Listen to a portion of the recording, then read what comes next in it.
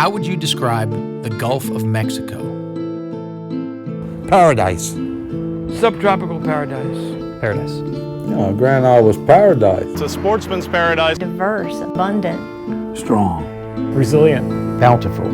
Beautiful. Magnificent. Perfection. Home.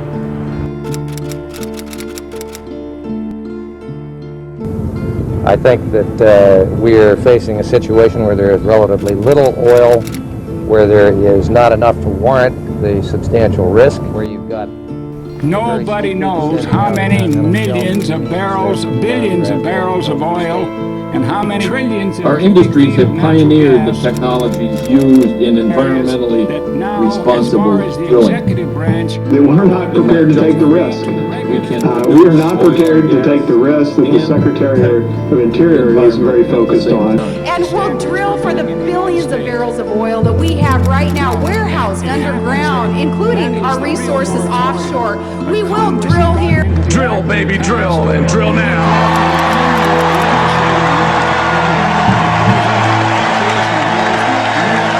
So today we're announcing the expansion of offshore oil and gas exploration, but in ways that balance the need to harness. Drill, baby, drill. Drill, baby, drill.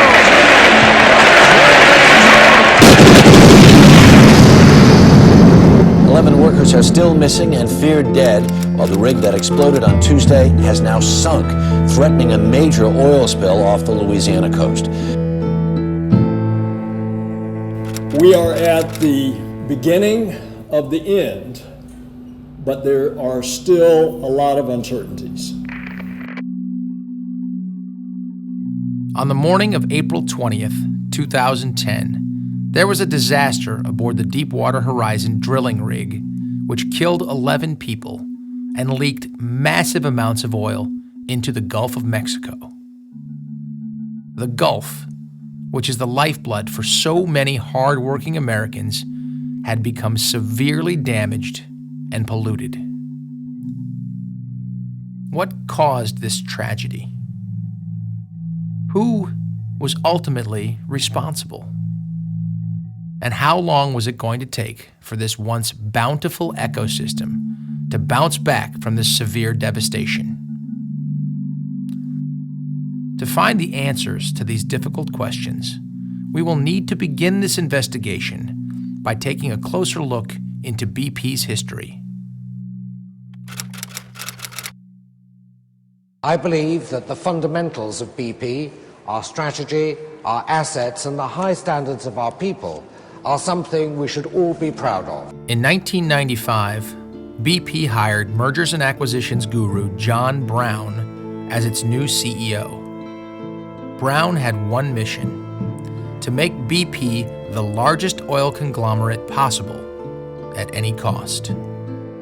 2 years later, he initiated what was then the largest merger in history, a $61 billion takeover of Amoco, Arco, Burma Castrol, and several other companies, making BP the third largest private oil company in the world.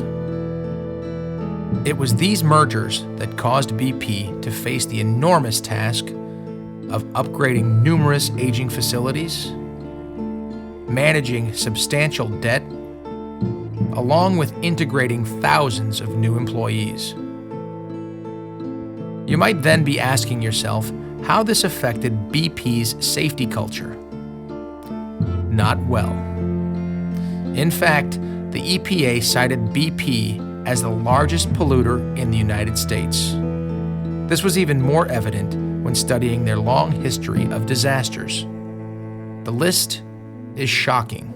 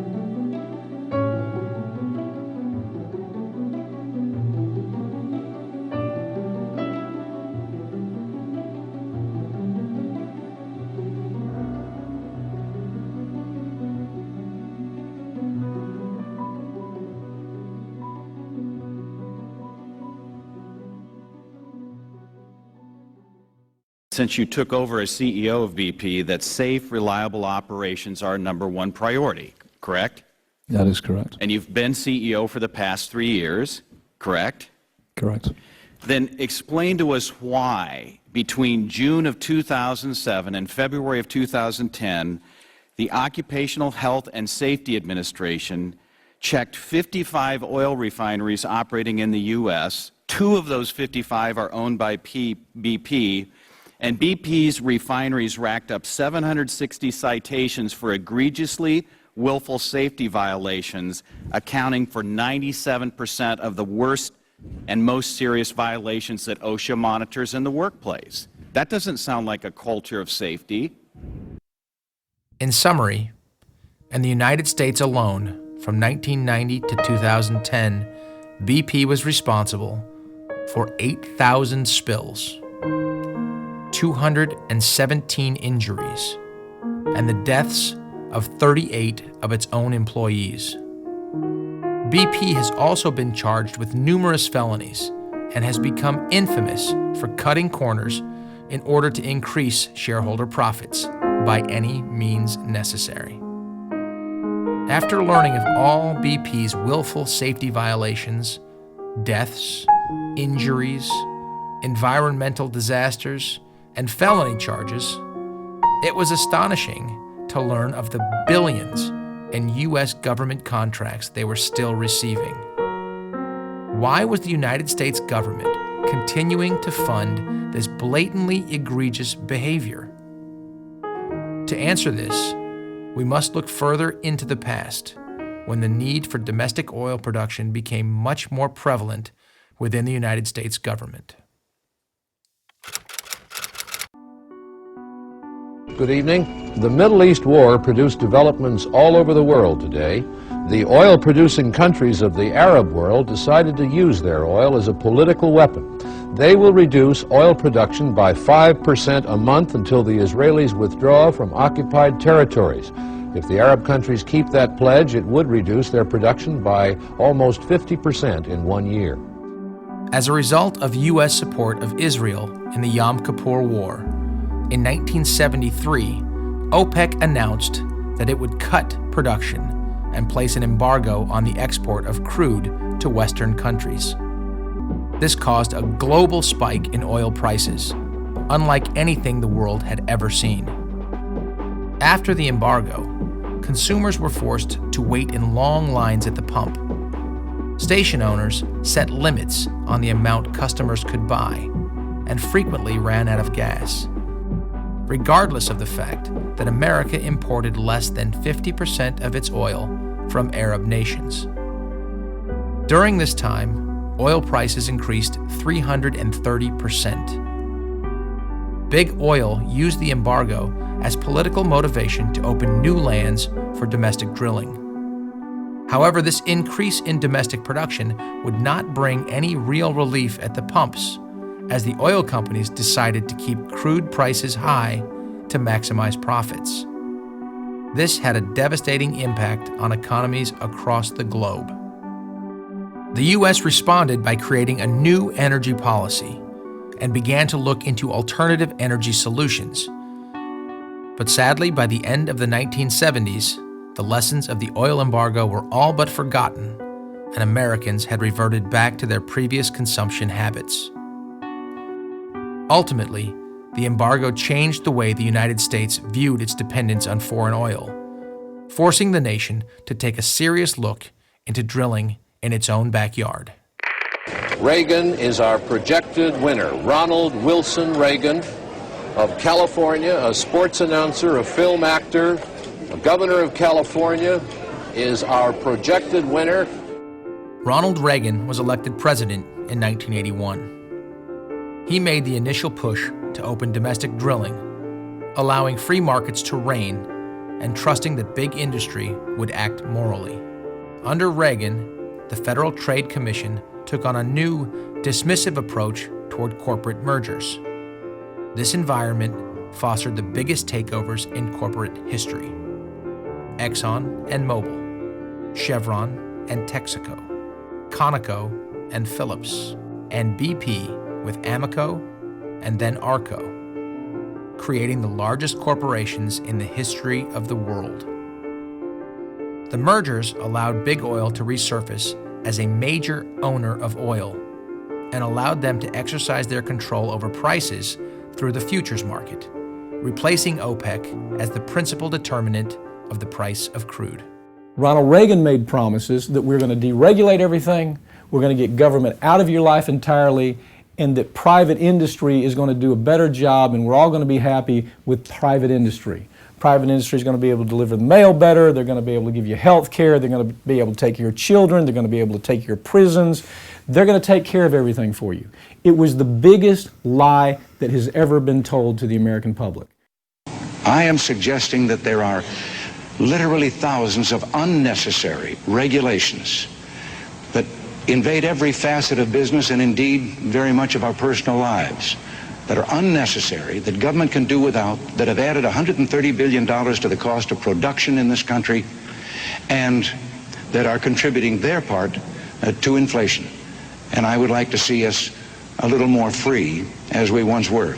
We have only leased out and begun to explore 2% of our outer continental shelf for oil. Probably 70% of the potential oil in the United States is probably hidden in those lands, and no one is allowed to even go and explore to find out if it is there. Big Oil also began taking drilling operations into deeper waters, where their exploits became much more risky. The government downplayed this risk, and the American public had been convinced they could rely on the oil industry to do what was best for the environment and our way of life.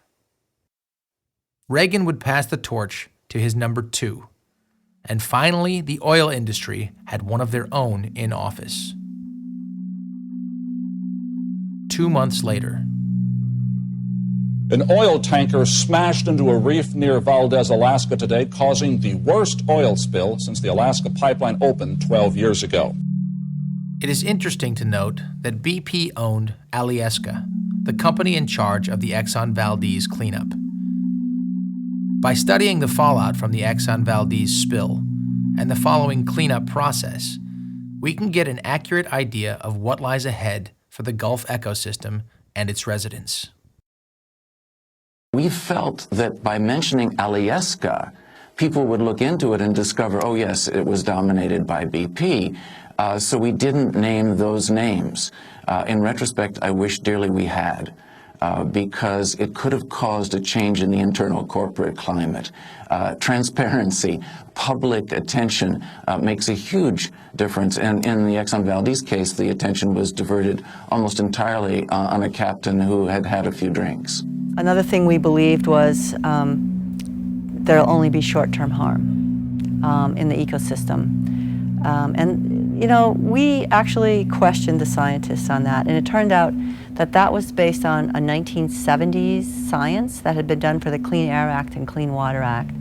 And the scientists didn't have any reason not to believe it. It's sort of like the world is flat until you suddenly discover the world is round, and then everything changes, right? So everything changed with the Exxon Valdez oil spill. The oil that washed ashore happened to be in the nurseries for the pink salmon and the herring. And the fishermen and the native people said, how can this be? You know, here are these little eggs, and here's all this oil. What's going to happen? So we're going to wait. We're going to wait. We picked 4 years because that was when the herring should have matured and become adults, was in 4 years. And it's when the pink salmon, the ones that survived, their offspring should have come back as adults. And one of our questions was, what's going to happen to those little baby fish? Are they going to be able to reproduce normally? So we picked 4 years, and it turns out in 4 years, that's when the ecosystem collapsed in Prince William Sound. And all the scientists were saying, how can this be? How can this be? So the world was all of a sudden round. And it took the scientists another 8 years to do all the laboratory studies and the field studies to sort of validate the new world order, you know, that oil is more toxic than the scientists thought in the 1970s. Basically, herring in that area crashed and never came back after the spill. We lost about estimated 250,000 birds, seabirds, And thousands of, and we also lost eagles, quite a few bald eagles, because they feed on dead carrion, and so anything oiled was munch time for them. And we lost a pod of orcas, and we lost a good many sea otters as well.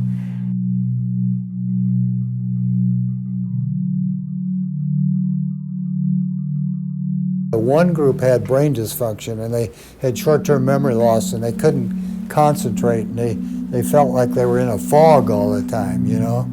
And then there was another group that had asthma, and then another group with heart irregularities, and then just general malaise, chronic fatigue, and just couldn't function very well at all. A lot of muscle aches, joint aches, and things like that, you know. Exxon spilled nearly 11 million gallons of crude into Prince William Sound. Over 500,000 birds and wildlife were killed, and more than 6,000 people would be diagnosed with chronic illnesses believed to be caused by the cleanup process. It was becoming clear that the effects of this disaster were going to be serious and long-term. What is in store for the Gulf Coast residents working on the cleanup? Are they going to experience the same health issues in the next few decades that the Valdez workers are dealing with now? This era of deregulation led to the expansion of power for big oil in the United States. The interaction between corporate and governmental agendas had become blurred and enabled corporations to influence elections and U.S. policymaking like never before. Unfortunately, with the expansion of lobbyism in the late 90s, this type of corporate power and influence would continue to grow exponentially throughout administrations to come. Basically, this is an industry that has been dominant in U.S. politics for a very long time, but that dominance actually is only recently been as strong as it is now in modern history, and that really began around the year 2000, and it really began with the coming into office of the Bush administration in the level of extremes that we're witnessing right now, and those extremes are the Bush administration essentially opening up new avenues of operation for BP or for the oil industry, dramatically reducing regulation, dramatically reducing oversight, dramatically reducing enforcement. The oil industry spent more money on the George W. Bush administration in 2000 than any election in history. For their generosity, they received a president, vice president, secretary of Interior,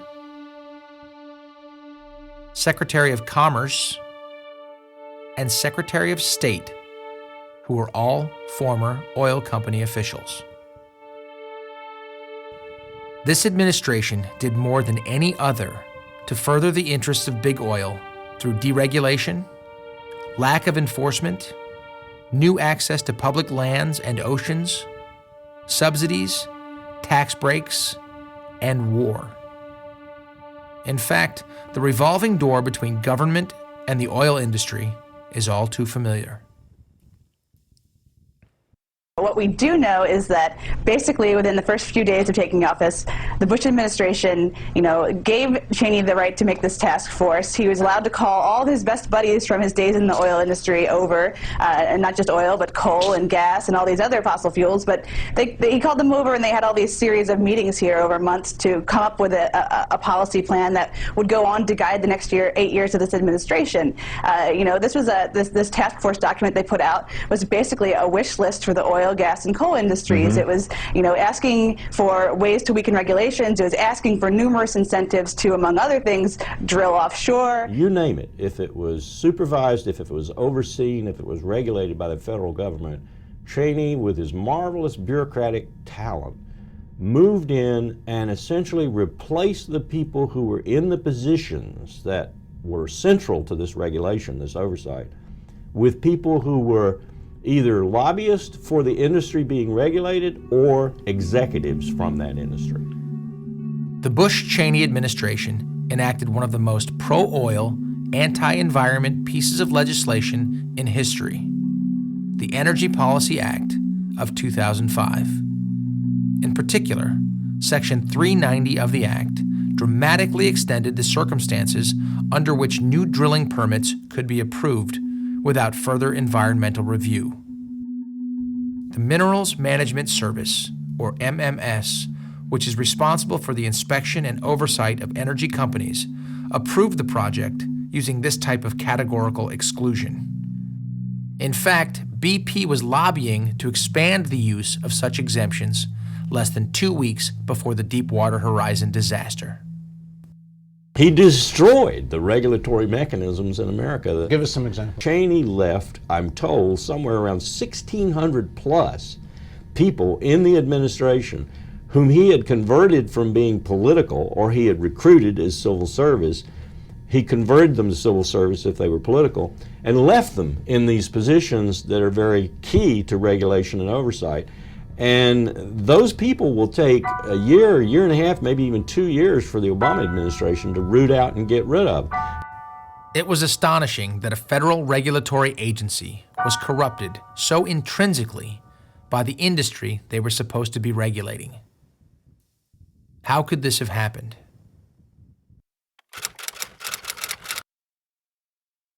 In 1982, Congress passed the Federal Oil and Gas Royalty Management Act, which mandates the protection of the environment and conservation of federal lands in the course of developing oil and gas facilities. Reagan chose James Watt to be his Secretary of the Interior. Watt was a controversial figure, well known for his anti-environmental policies. It was the Federal Oil and Gas Royalty Management Act that set it up, but it was specifically to not only exploit the offshore resources, but to protect the environment. And they certainly have done a good job on the one hand with exploiting the resources, but they have done a very poor job with protecting the environment. And you have to remember that all of these resources are in the common trust, they're the public trust. In spite of the fact that you read it repeatedly over and over. The facts are not one lease or well was drilled in a park or wilderness area during my predecessor's time or my time or in the successor's time, because it's just not desirable or legal. Did anybody go in sideways? You know, they were doing that, weren't they? Start from the outside and go in underneath. Boy, you were sneaky to watch these. In New Mexico, we did one well and we slant drilled. They were outside the boundaries there. Yeah. And they came drilling in, snaking that old noodle right down in there. Yeah. And hopefully found oil, so we don't have to be so dependent upon those Persian Gulf states. I don't want to have America in a hostage situation to the Arabs surrounding the Persian Gulf. Reagan invented James Watt, okay? He invented James Watt because he knew what James Watt was. He was nothing more than an ideologue buffoon. Not only was he not qualified to do the job, his ideology didn't allow him to do the job. He came from an industry that hated government. The mining industry where he comes from around Wyoming, they hated government because government was making them actually pay taxes for taking our natural resources. Government was making them, when they drilled, do it without destroying our waterways and our air. Watt cut funds for environmental programs and ensured there would be less regulation on the federal level. He had no concern for conservation and proposed that by the turn of the century, all 80 million acres of U.S. wilderness become available for drilling and mining. Matter of fact, there's something that you go back and look, it's called the Sagebrush Rebellion. The Sagebrush Rebellion was exactly those mining people and that Western industry. It was the Coors family. It was Richard Mellon Scaife. It was the Koch brothers. All of those guys said, we are going to change government. Ronald Reagan was the guy they put up to do that. Ronald Reagan was a man who had no history of accomplishing anything, really. They put him in office as governor of California. This is a guy who sold borax soap on for General Electric television. I mean, what was it? I forget the name of the show, but he had some Western cowboy show, and he sold borax soap. So they take this guy, he has a great face, he talks well, and we're going to put him in government. And so they put him in government, but he's their boy, you understand. Ronald Reagan is corporate America's boy. And so as corporate America's boy, they ask him to deliver something. Take government off our back. How do they do that? They create new agencies. One of them was mineral management. Mineral management was created by Reagan for ideologue dimwits like James Watt. So James Watt then does exactly what we'd expect. He hires people just like him.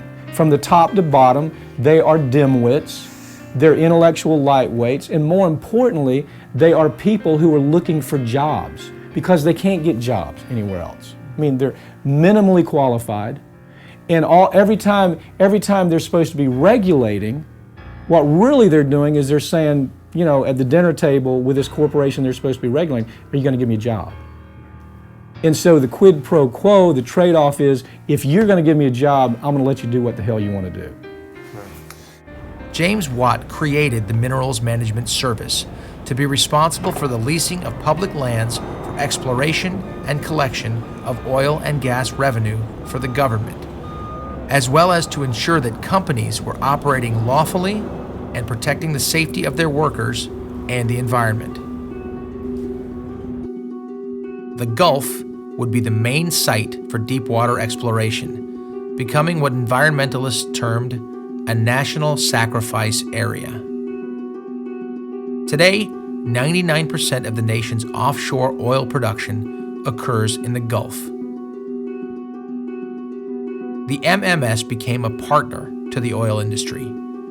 Because they were so interconnected, their regulatory authority disintegrated. MMS officials ignored environmental reviews, were lenient in pursuing companies over equipment failures, and abandoned proposals that would have improved safety. The resulting imbalance of authority led to a culture conducive to corruption. There's a concept in government called regulatory capture, and that is that the regulating agency works so closely with the industry. They deal with each other every day, they start to know each other. Capture occurs when they when they become so comfortable that it is the industry that dictates to the regulatory agency what happens rather than the other way around. And a lot of people use the phrase that the regulatory agency is in bed with the industry, and they use it as a metaphor, but you can literally say that happened with Mineral Management Service and some of the oil and gas companies that they were supposed to be overseeing.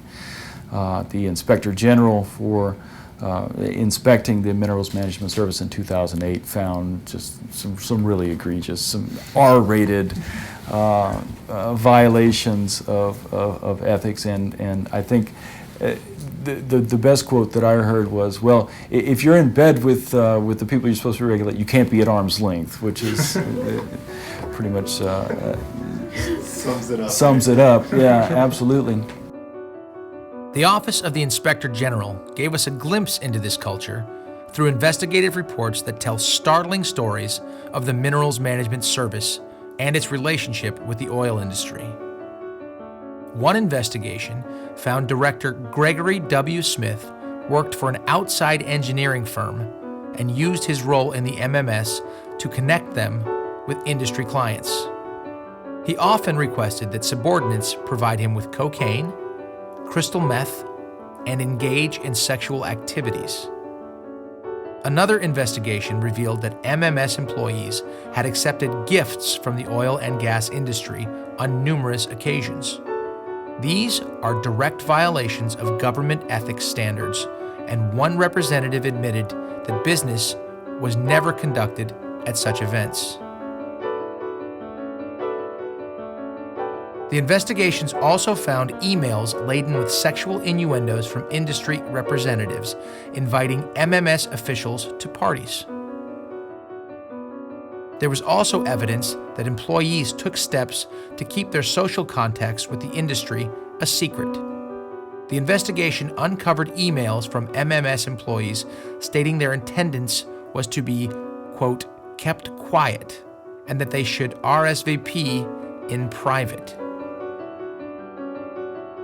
It was also proven that MMS employees frequently consumed alcohol, cocaine, and marijuana at these functions, as well as had sexual relations with oil industry representatives.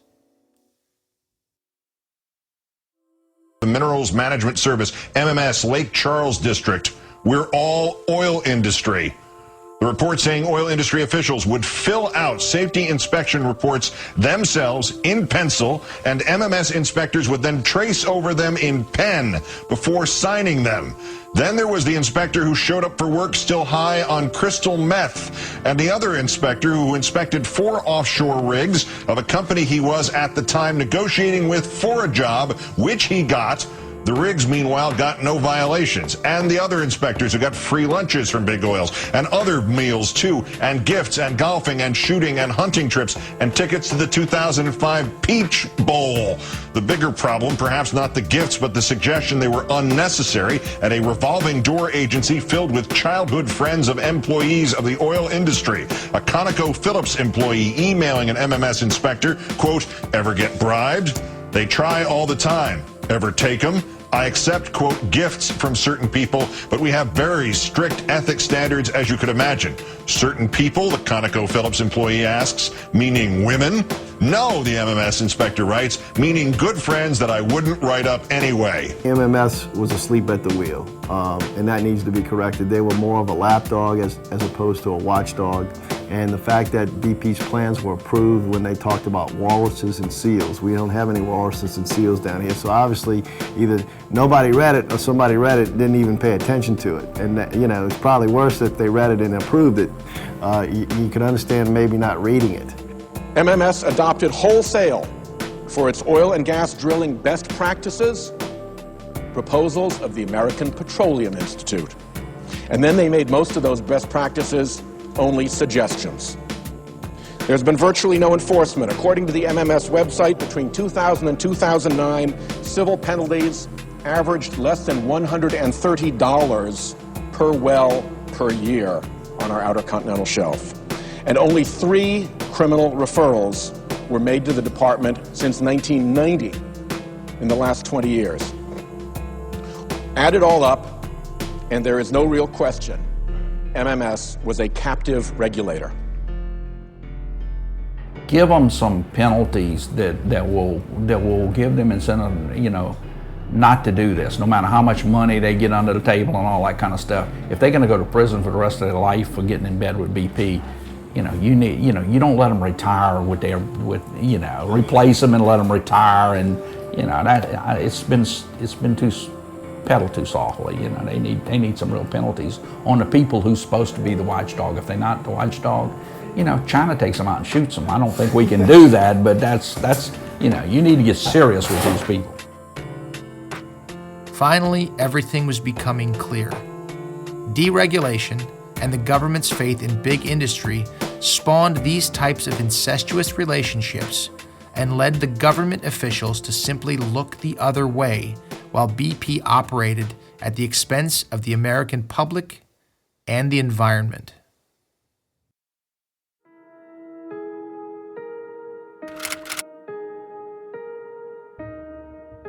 Although the MMS requires some companies to identify what they can do to reduce a project's environmental impact, the agency grants hundreds of waivers each year. It was these types of federal waivers that essentially gave BP complete control over its drilling projects. In fact, just before the Deepwater Horizon explosion, a senior director from BP America wrote to the council saying these exemptions would help the industry avoid unnecessary paperwork and time delays. Traveling further down the coast, more and more upset residents, government officials, and specialists wanted to speak out, such as Billy Nungesser, president of Plaquemines Parish. He is a staunch political force in Louisiana's state government who had first-hand experience dealing with BP from the beginning of this disaster. He had discovered that BP's only concern seemed to be protecting their bottom line at almost any cost. rescues for 11 people who were on a drilling platform when it exploded, sending up a wall of fire. The explosion sent 6 people to USA Medical Center. One of them was sent to the hospital's burn unit. This rig is more than 50 miles southeast of Venice, off Louisiana's tip. I stood in Venice and listened to the radio transmission as they pulled people out the water, and they kept those men on the back of that boat for 24 hours. That's when you knew something was wrong with this company. It was being run by a bunch of lawyers. Why they didn't bring those people into Venice? I was standing by with our ambulances waiting to care for them. They kept them on a boat for 24 hours. That in itself is criminal. And it started from there and it went downhill.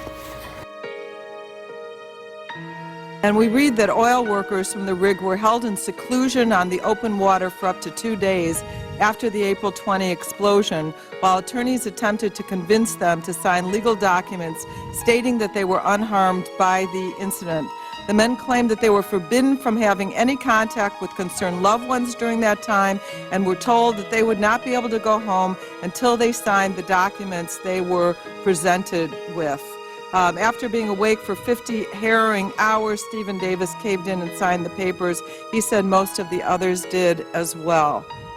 Do you think this is an appropriate way to treat people that experience that? Imagine what it would have been like to be in that situation. So you eventually made it in the lifeboat to a supply ship and then back to shore to a hotel, which is where you were asked by Transocean to sign this waiver that I have in my hand here, which says you were asked, I was not a witness to the incident requiring the evacuation and have had no firsthand or personal knowledge regarding the incident.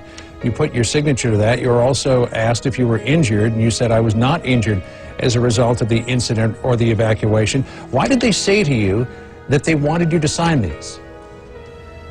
They told me and my wife were actually about to leave the hotel to come home. They caught me right before I went out of the door. They told me it was just a statement saying that I was off tower, that I wasn't working, I didn't see what happened leading up to the incident. And, me and my wife were just trying to get home to see the rest of our family, and they said just, sign here, initial here, sign this.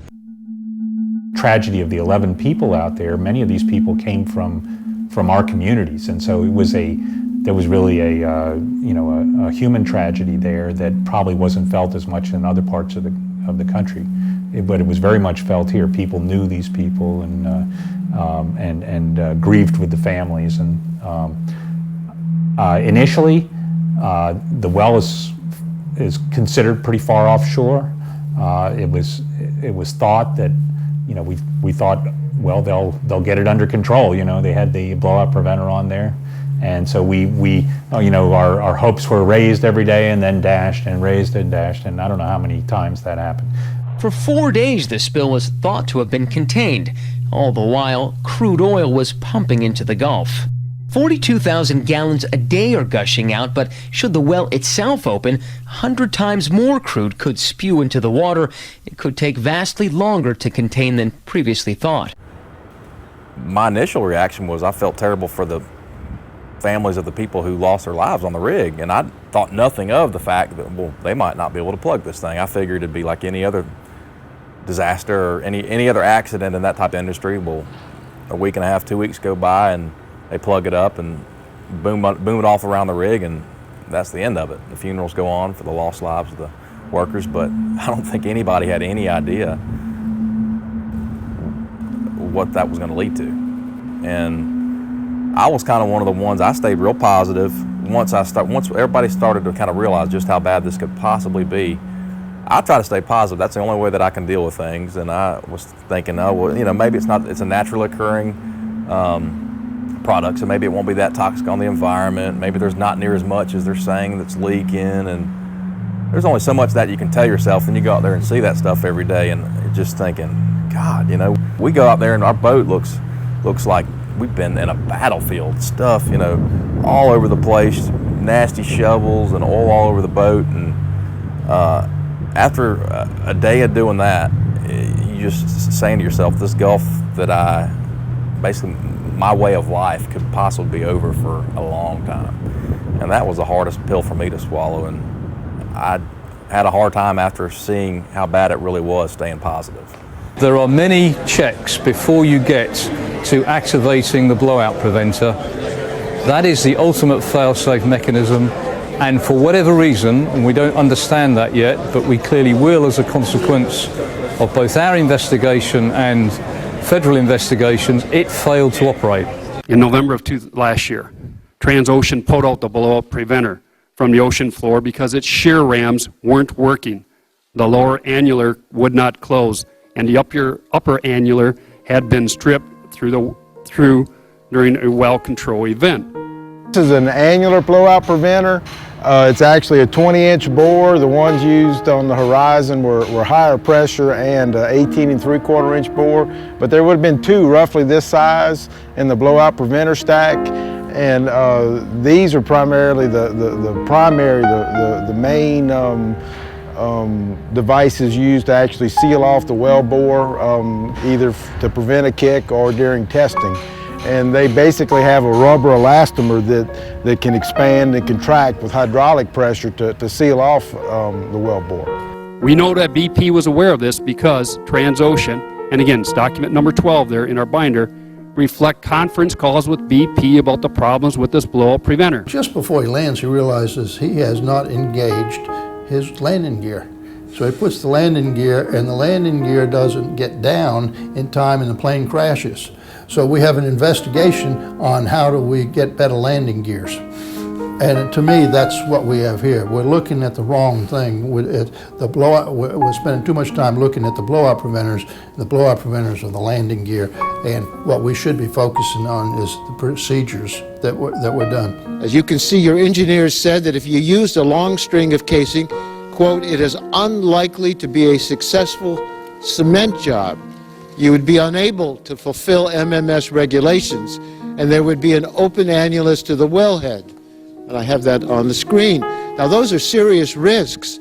A failed cement job, a violation of MMS safety regulations, an open pathway for gas to travel to the top of the well. The same document says that if you use the liner and tieback approach, which is what ExxonMobil and other companies said you should have used, you would have avoided or lessened these risks. Yet BP apparently overruled the warnings of its own engineers and chose the more dangerous option. How can you explain that decision by BP? Why were the safety recommendations of your own engineers ignored? I wasn't involved in any of the decision making. To have a blowout, you have to have a sequential type of errors. And what the first thing was is that they ran this long string of pipe in there. Number two was the installation of the pipe, and the procedures they used were wrong. From what I understand, they were in a hurry and they did not wait for additional centralizers to get there. So the expert said you need 21.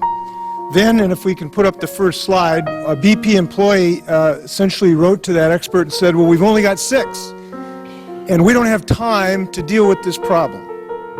Now, time to British Petroleum was money. This rig was 45 days late. It cost you $500,000 a day, and people's obvious attention were about time, which meant money. So what happened then? Well, another British Petroleum person sent a memo saying, we really need to follow the model here. He kicked it up to Mr. Guide. If we could have the second slide, Mr. Guide came back and said, I don't like the fact this is going to take 10 hours to do. Even though another British Petroleum person had said, we're going to fly 15 things in, they can be here tomorrow morning. Mr. Guide said, I don't like the 10 hours. And it didn't happen. So what we have is that a number of things, they didn't centralize it, they didn't circulate long enough, they ran the wrong type of float equipment, they didn't have enough cement volume, and they didn't, and the type of cement they used may not have been correct. So you have a number of things there. Is there any other well, to your knowledge, in the Gulf of Mexico that has been done in the same manner as this well that was being drilled under the Deepwater Horizon? There are many wells in the Gulf of Mexico. Are there any other wells where you haven't put the proper number of centralizers in? There are many wells in the Gulf of Mexico that have the same casing design. There are many wells that have been drilled where the same cement procedure has been. Now, have the Minerals and Management Service people been there and looked over those with a fine-tooth comb? Everything that we do is subject to regulatory oversight. Are you changing your procedures at those wells as a result of things that you've encountered in your investigation with as the we deep water? learn, apologies. As we learn from our investigation, we will make appropriate changes, as I've already indicated. The potential devastation to the Gulf Coast, its economy, and its people require us to continue our relentless efforts to stop the leak and contain the damage. There's already been a loss of life, damage to our coastline, to fish and wildlife, and to the livelihoods of everyone from fishermen to restaurant and hotel owners. The fact that, they had even less confidence in where this oil was heading told us that we need to have a sense of urgency and we need to start working to protect ourselves. And we had our first impact on May 12th, 3 days after declaring emergency with tar balls hitting the beach. And then 7 days later, we had our first major impact with heavy brown crude oil ending up basically scattered most of the 12 miles of beach that we have here at Fouchon Beach. So it was so unbelievably different from one day to the next. It was just a joke. We had different bosses every day. We had different people we were answering to. We had different partner boats, different people on our task force. We would just get trained in doing something and felt like we were like, okay, we're trained, we're adequate to do this job. And then they tell us to go do something else. Tell us, hey, why don't you go check on that boom? Well, we're getting pretty good at picking up this oil. Why don't you let us keep doing this? We want to keep our waters clean. No, we need you over here checking this boom after 67 other boats have already checked it. So it was like that every day. I mean, then I could go on about getting paid, and you're going to get paid, and within a week after submitting your invoice. Yeah, my ass. The whole thing was just a debacle. BP came in here, they put me out of the shrimp business, they put me out of the fish business, they put me out of the retail business because they took our tourists away. They put us out of the ice business because we make 130 tons of ice a day, and if the shrimp ain't running, they don't need no ice. And the only thing we had left was the fuel business, and BP brought in outsiders from Texas and parked the bar that don't pay no taxes over here, don't pay nothing, and just, I asked them if they wanted my dog and my wife too. You might as well take everything I got, They all showed up, I can't fish right now, There's a saying that I do what I do best, and that's fish, Do what you do best and pray for the rest. A good friend of mine told me that years ago, and it's kind of stuck in my head, and it's what I do. I am a charter fisherman. This is what you call, not a disaster, this is I don't know what you want to call it, but this is the worst that it could ever happen. And it's not just us. Hey, we got people from Mississippi, Alabama, Florida. We have a lot of people from Florida that come fish off of here, king mackerels and snappers that fishes here too. Mississippi comes over here to shrimp. So it's not just Louisiana that's going to be affected. We have people from Texas come here just to work these areas. So it's everybody that's going to be affected with this oil spill. Everybody. Oil spill hit at the absolute worst time for our community. The businesses we have here are all local, family-owned businesses. We don't have very many, if any, big corporations that are set up in town operating. And so they really, throughout the summer, bank their money. That's when they earn the money. There's about 100 days of summer. We try to sneak through the fall and over the winter and kind of get by until spring break. This year, 2010 spring break season was a breakout year. We had good growth. We had 8 or 9% growth in tourism. We had good money flowing in. People had, after the different hurricane seasons that we had and had some rebuilding and some growth, and then we had a downturn in the economy, all of a sudden this seemed to be the year where it was upticking. And so before the season started, which is really our Memorial Day starts our summer season, before it got here and ever got started, we had the brakes put on and struggled all summer long. And now I'm hoping that the businesses can survive through the winter, through another down period, and be prepared in springtime. So we're fighting not necessarily for 2010 anymore. Now we're fighting to survive to get to 2011 next year, to make sure that the businesses that are here can be here next year. It was double-digit decline in business, some 20%. Some of the real estate folks were down 30%. These businesses in Pensacola thrive on a June, July, August vacation period. That's when they make their money. That's when they save their money to make it through the rest of the year. And that business was down appreciably. And there were some businesses that were saying, we don't know if we can make it. It bothers me that they'll hire people from out of town, out of state, and won't hire me. This is my living, this is my way of life. I want it back. Larry, thanks very much. Breaking news tonight, potentially chilling news. A leading expert, who you'll hear from in a minute, has examined this video of oil gushing into the Gulf of Mexico, and what he says is horrifying. The leak, which the Coast Guard estimates at 5,000 barrels a day, could be far worse, 10 times worse. And that's the bottom end of his estimated range, which means that this expert is talking about, at a bare minimum, about the equivalent of one Exxon Valdez spill every 4 days. I think they lied about the amount of oil that was going into the Gulf immediately. I will say that, L-I-E-D, lied. You know, they knew that more oil was going into the Gulf than they first admitted, okay? Their efforts to cap the well, their efforts to do this, whatever, that's all fine and dandy, but all in all, I wasn't very happy with BP. And there's an area called Barataria Bay, and I would suggest you go look it up. About a week and a half ago, there was no oil in Barataria Bay. That section was scheduled to be covered by the barrier plan that still to this day hasn't been approved. Now today, there's oil, thick oil, coming into Barataria Bay. And so you're not showing the sense of urgency. And whether it's you or the federal government, we've got oil in Barataria Bay when we had a plan a month ago to keep the oil out of Barataria Bay. And so when people are hearing that everything's being done, I'm going to tell you, on the ground, it's not getting done. And I don't know what you need to do differently, but you need to go do something differently. And if it's not you that's blocking it, you need to tell somebody who's blocking it, because it's being blocked. And it's not getting done on the ground, and we don't have the luxury of time. This shouldn't be happening. Tropical storm, they were bringing boom out to safety. Then last night, they were bringing the same boom out because it was the defective Chinese boom. So what is it? Right. We were lied to. Right. We continue to be lied to. And I told the second commander I just came from meeting with, I told her everything. I don't hold back. And she says, well, I don't expect you to trust me by saying it. I need to show you by action. I said, you absolutely do.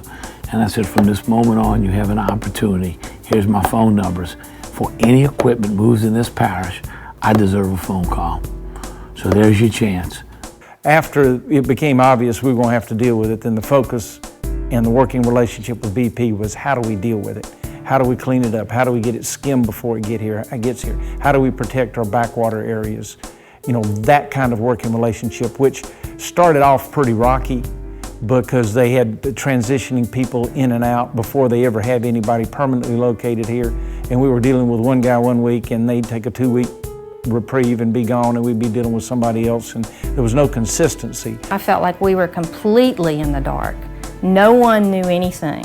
Scientists didn't know anything. You couldn't get any information out of anyone that you thought should know something. I mean, I worked at Hopedale when they were just setting up the volunteer system, and no one there knew anything that was going on. I mean, you'd walk to the Fish and Wildlife trailer and they didn't know what was going on, and you know, it just really was blank. It was a blank. And I said, Homer, still don't know who. I call Homer the Wizard of Oz. It's some man hiding behind a curtain, because nobody, they still couldn't give me a name. Well, I'll find out who in Homer. I said, well, when you do, let me know, because we'll travel that yellow brick road together.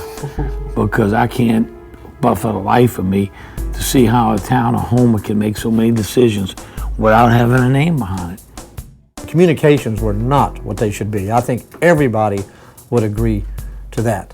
The Unified Command, of course, was over in Mobile, and what our premise was, that we in Pensacola knew our beaches, we knew our bays, we knew our bayous, we knew how to take care of them.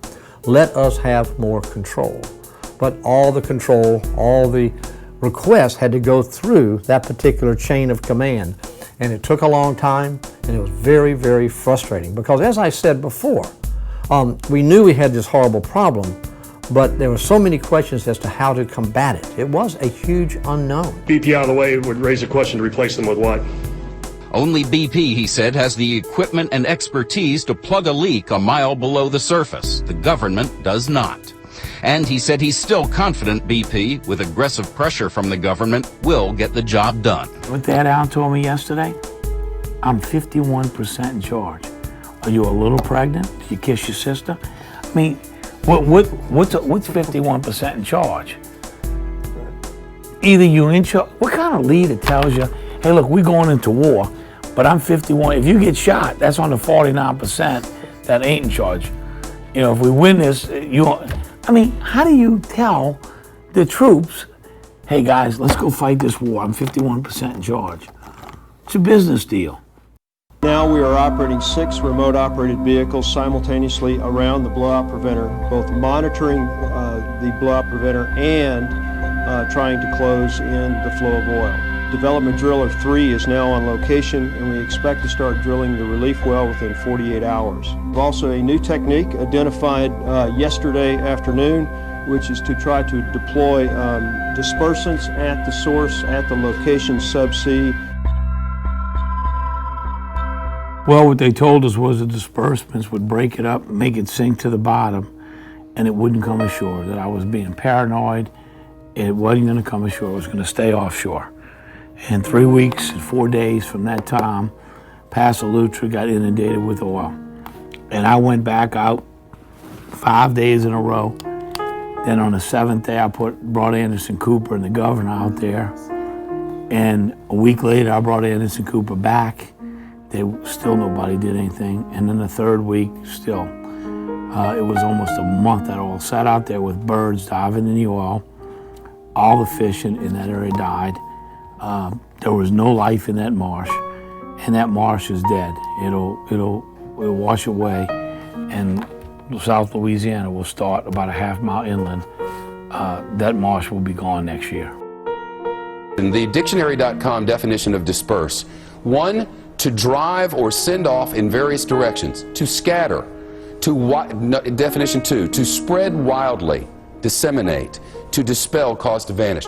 So really what they're doing, if you get to the core of this, and keep me honest on this, but really what they're doing is making us not be able to see the disaster that is in our Gulf. They're not fixing anything. We just can't see it anymore.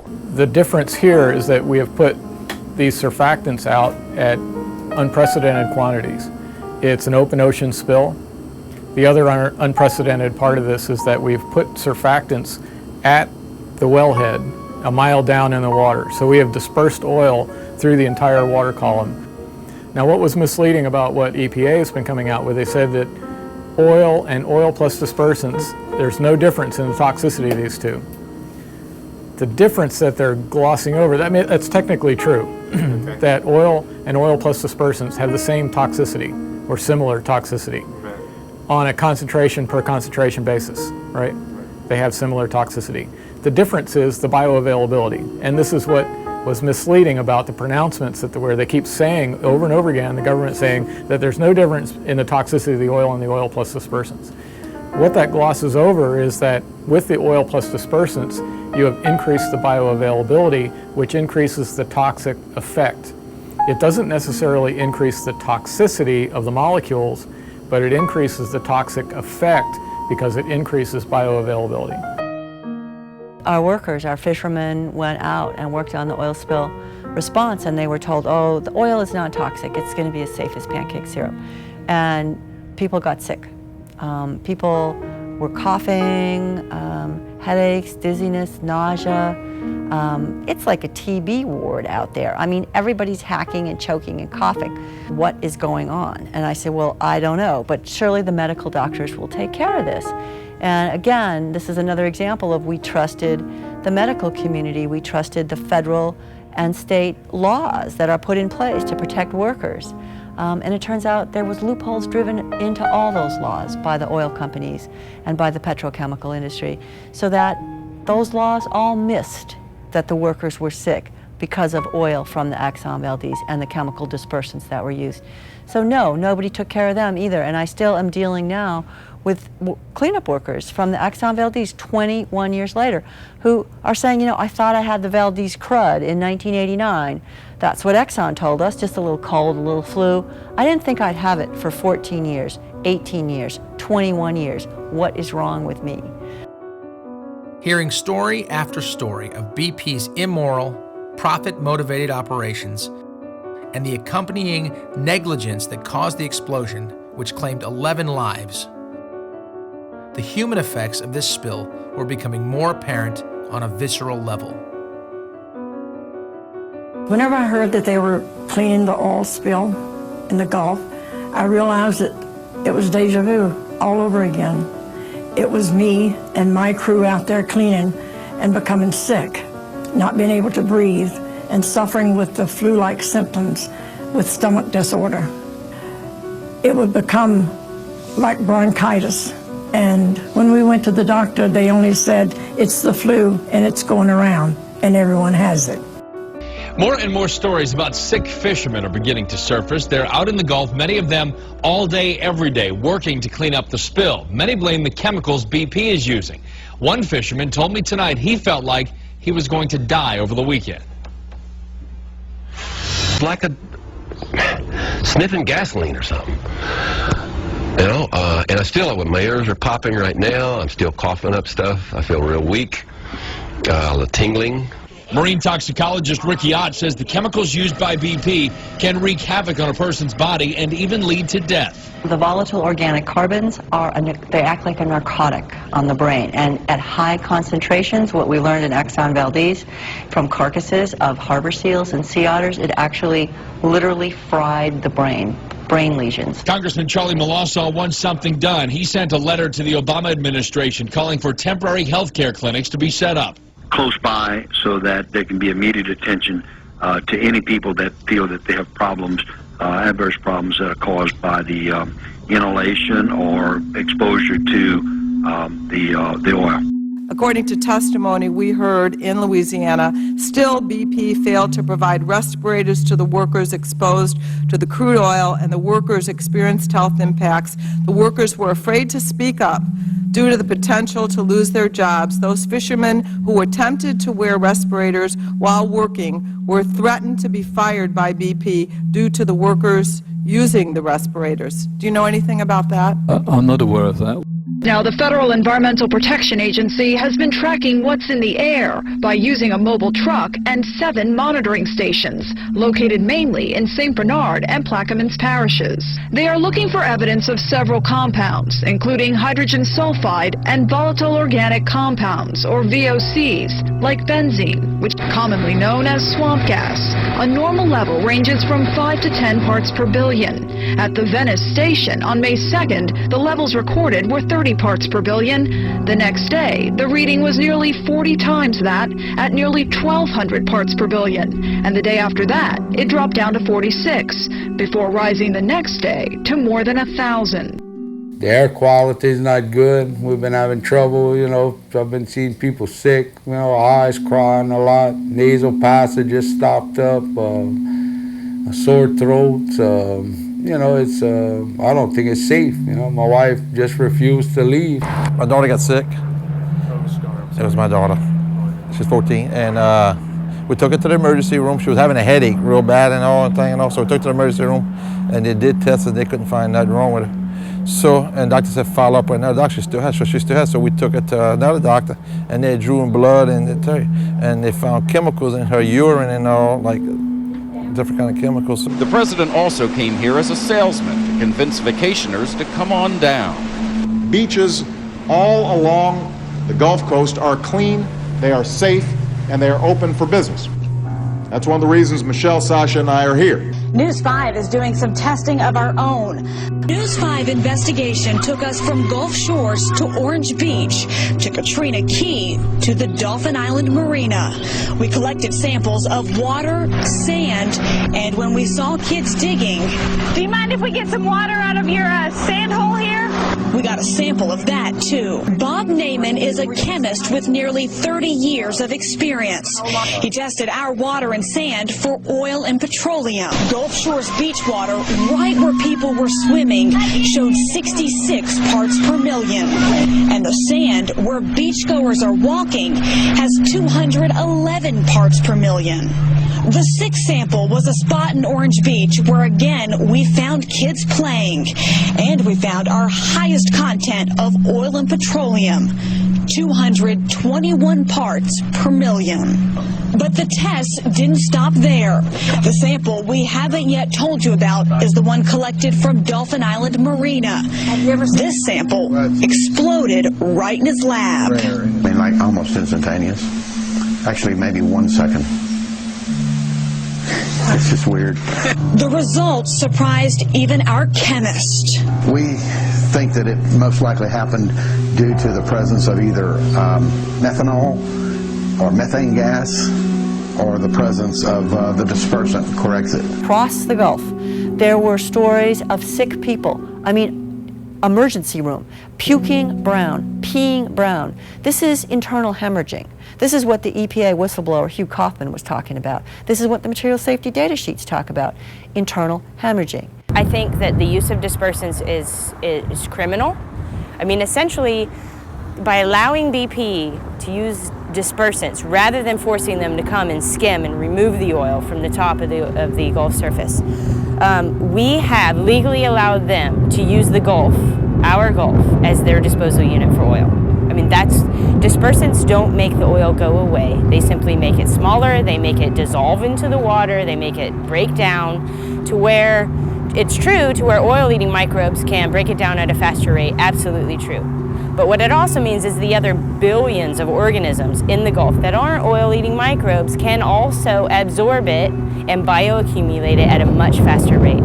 There were many studies after Valdez, for a decade after Exxon Valdez, and the overall message from all of these peer-reviewed scientific studies was dispersants, including core exit, increase the bioaccumulation of the PAHs, the carcinogenic component of oil, by anywhere from 12 to 50,000 times.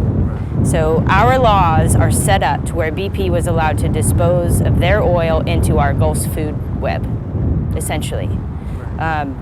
Big mistake. News report that they had, it said that the snapper and mullet was safe to eat.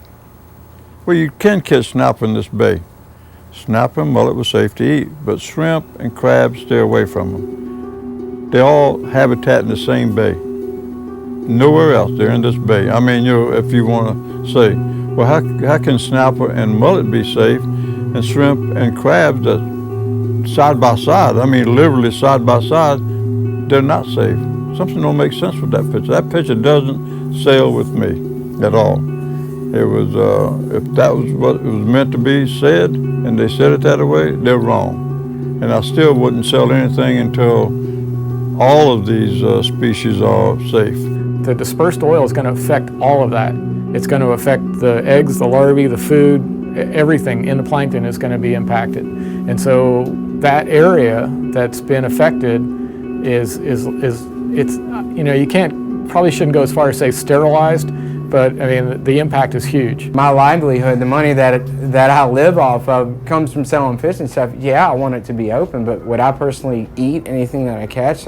I certainly have my doubts. I would be a little bit apprehensive. We expect to see a substantial reduction in the overall amount of dispersant used, primarily because they shouldn't need to be spraying it if they're able to disperse it earlier. If we start to see dispersant chemicals in that water or anywhere in the water column, then we're going to recommend strongly to the on-scene coordinator that we stop. It was everywhere. It was obviously certain days would be worse than others depending on how strong of a south wind we had or what the current was doing, but as I've said before, it was weird how being a fisherman and knowing the Gulf like I feel I know it, knowing what direction and how fast the currents moving and what the wind's doing. I mean, there was absolutely no rhyme or reason to being in the stuff for 2 weeks straight everywhere and knowing that there was a bunch of it to the east of us when we've got a current out of the east, and it should be just right over here the next day and it's gone. Just little white bubbles. And we heard rumors, and I can't confirm it, but I mean, there's no doubt they were sinking the stuff. They're spraying it with airplanes at night. I've got some friends, I'm not going to mention their names, but they worked offshore, stayed offshore for several days at a time, and they would tell them between 12 and 4, stay in your cabins because we're going to bomb it. We're going to spray it. From my understanding, that was not legal. That was not authorized by the government for them to do that. They did it anyway.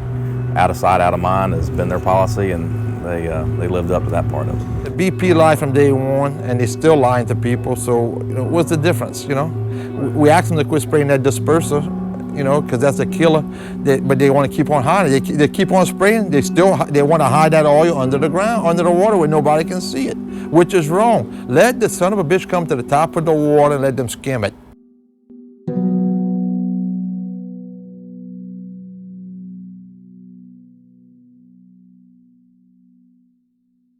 I've been on record for a long time being against use of that dispersant. I'm not against use of a dispersant. There's a lot of organic dispersants, and that's what I was talking about earlier. People can't get their products to BP to be considered. I've seen a lot of organic dispersants that could have been used.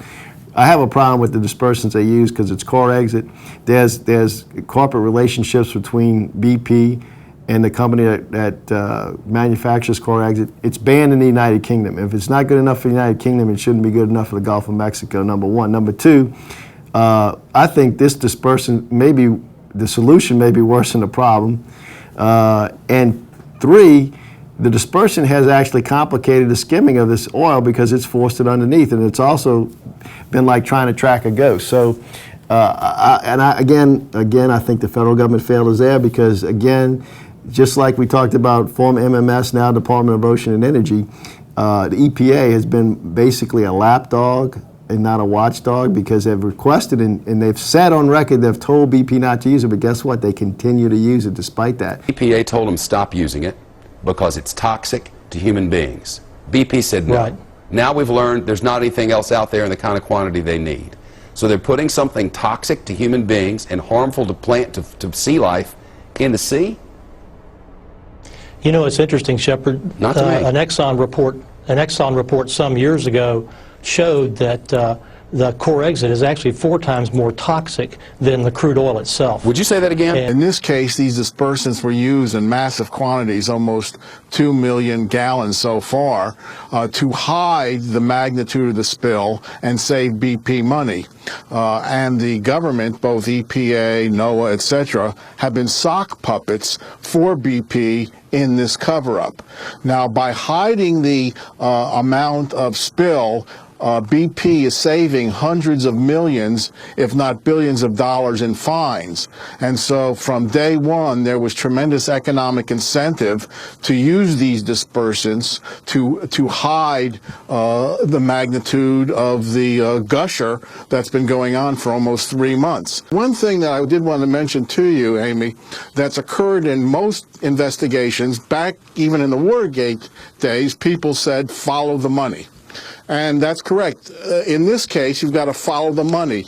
Who saves money by using these toxic dispersants? Well, it's BP. But then the next question, I've only seen one article that describes it. Who owns BP?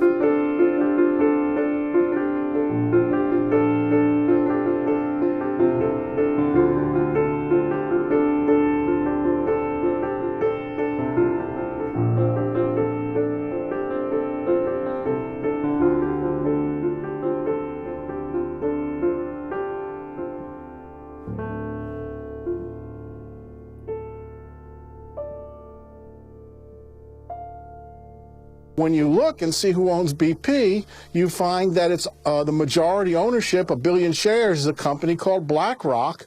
Vanity Fair just did recently an article about Mr. Fink and his connections with Mr. Geithner, Mr. Summers, and others in the administration. So I think what's needed, we now know that there's a cover-up. It was becoming obvious that Americans could no longer blindly trust their watchdog agencies. Today, the federal government is releasing a new scientific analysis that addresses the question, where did the oil go? The key conclusions of the report is that the vast majority of the oil has either evaporated or been burned, skimmed, and recovered from the wellhead or dispersed. And much of the dispersed oil is in the process of relatively rapid degradation. A significant amount of this is a direct result of the very robust federal response efforts. New evidence has badly shaken the Obama administration's rosy narrative about the alleged disappearance of most of the oil that gushed into the Gulf of Mexico from BP's blown-out well. Early this month, a report by government scientists declared 3/4 of the oil had vanished, either collected or dispersed. But numerous reports contradict the administration's sanguine picture of the cleanup effort. Researchers at the University of Georgia said about 3/4 of the oil is still lurking below the surface of the Gulf and may pose a threat to the ecosystem. Separately, a study released last week by the University of South Florida scientists found oil and sediments of an underwater canyon and evidence that the oil has become toxic to critical marine organisms. On Thursday, a team of researchers confirmed the existence of a vast underwater oil plume stretching 21 miles from BP's blown-out well. Christopher Reddy of Woods Hole Oceanographic Institution said the amount of oil in the plume is unknown. Now it is clear how and why BP, with the help of the federal government, willfully caused this disaster and continually tried to sweep this toxic soup under the rug. I don't care if you're Democrat, Republican, Independent, Green Party. Look, let's face it. They dropped the ball in not protesting these toxins or these dispersants being spread in our water. We don't know the long-term effect. If that wasn't bad enough, the desperate, out-of-work Gulf Coast residents were forced to do the hazardous sweeping without proper safety gear. The final insult was the cleanup workers' gross underpayment, which leads us to the last subject, compensation. The only way you intend to pay those claims is if it comes through this fund. Is that your testimony $20 billion today? is a very large sum of money to pay claims. I'm sorry? $20 billion is a very large fund to pay claims from. It is a large fund, and is it your view that part of what that fund will be used for is to pay people for their long-term health care costs incurred as a result of this spill? That will be a decision for the independent adjudicator. Well, if they asked you what you thought, would you say yes, the health care costs should be paid for from this? I think that's something that I will leave him to decide. That's why we've appointed an independent adjudicator. So he's the guy that settled all of the Agent Orange suits from the Vietnam War. He's the fella that was the trust fund administrator for 9/11 after the collapse of the World Trade Center. And you can imagine how complicated that was, especially with all of the deaths that occurred from that tragedy. He is the fellow that was called upon to Virginia in the Virginia Tech massacre to solve those problems. Here we have the world's expert to step in and smooth out this process and to see that just and due compensation is given to people who have suffered as so many of us have suffered. Ken Feinberg.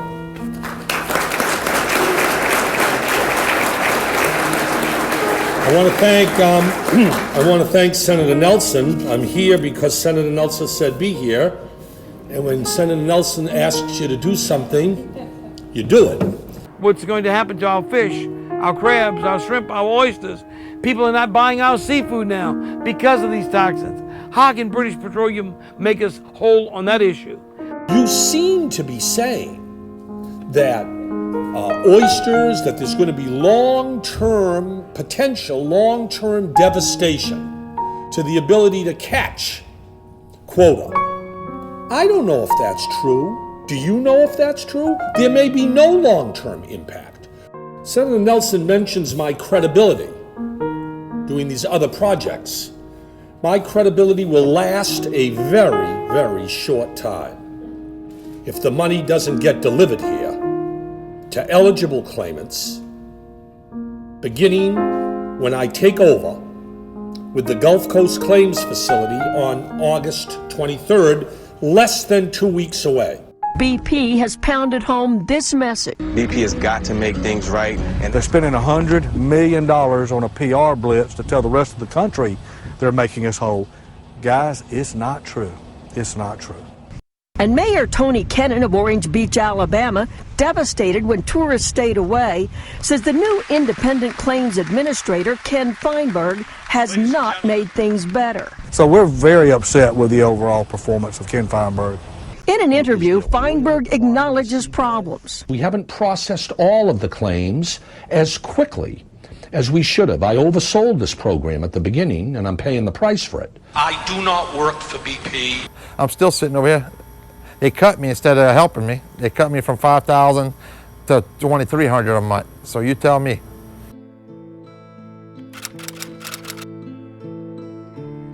What's happened with, and it's not just the BP scenario, it happens across the board.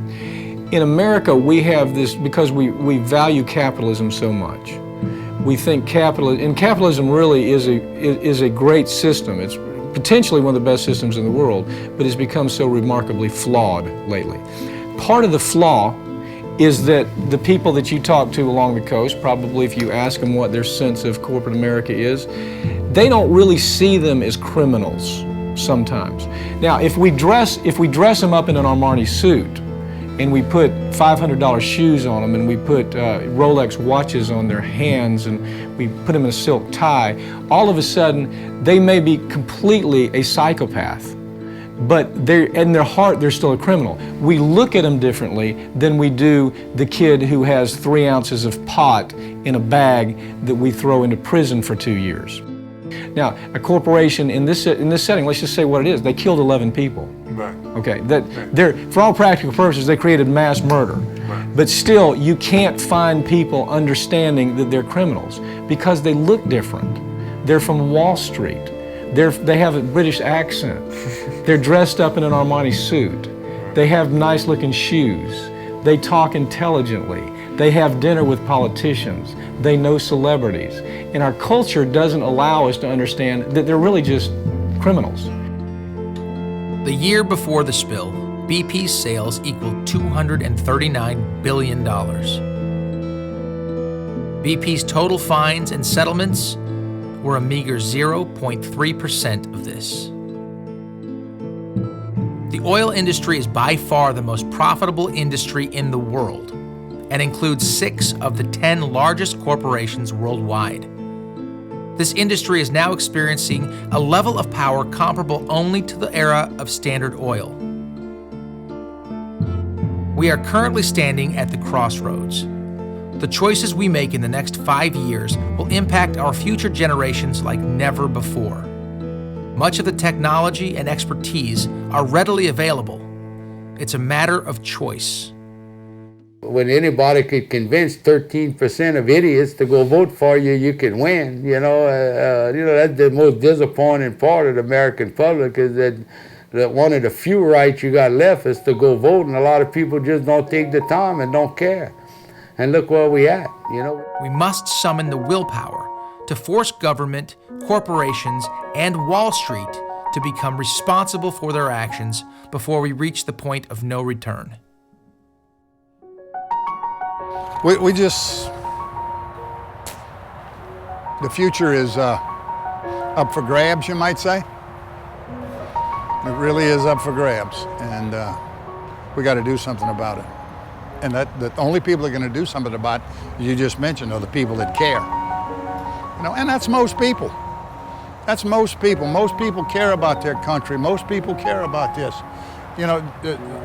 The dissidents and the radicals get the exposure from that press you were talking about a while ago.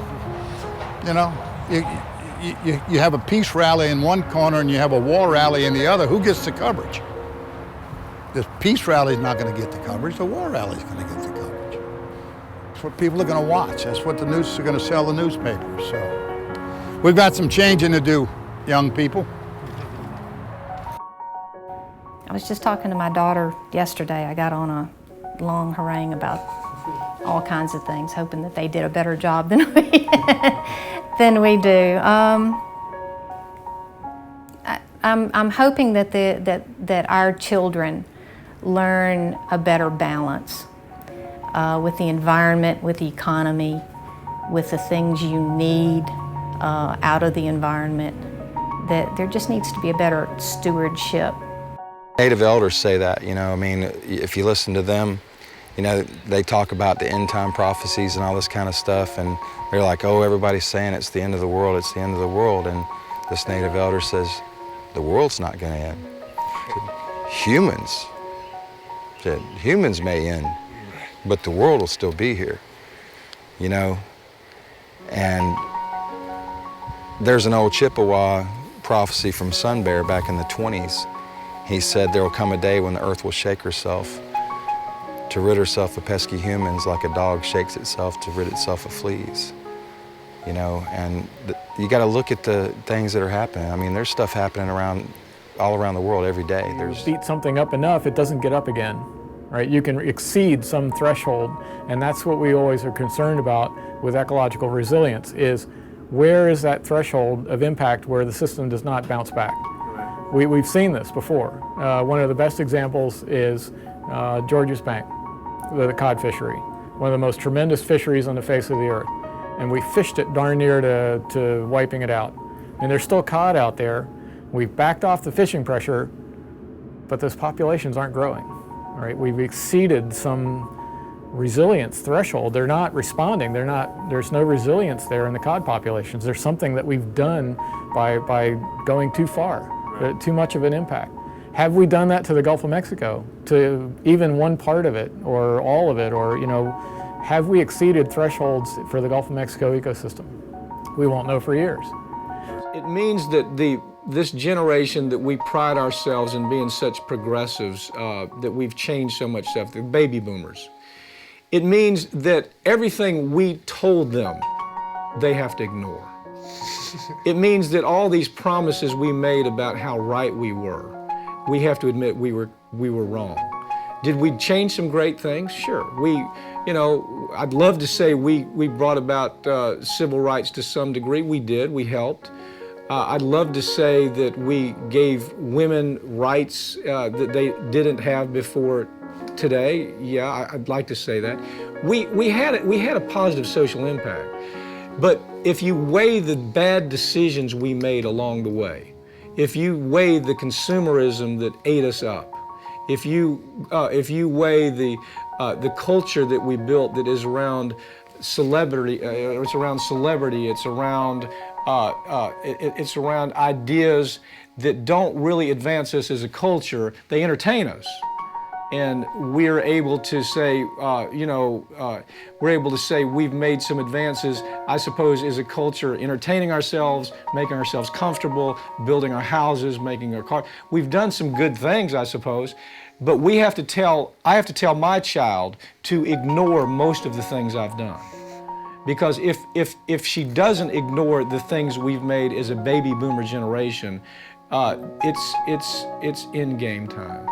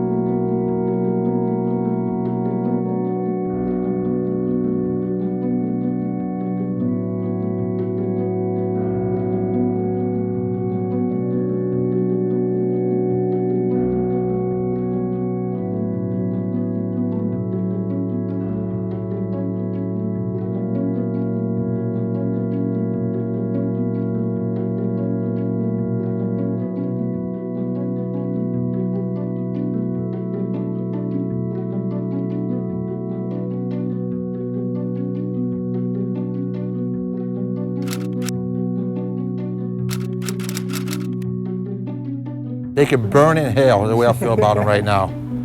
That's the way I feel about it. They can burn in hell what they're doing to me now. You know, hey, I'm fed up with it, you know. They can burn in hell.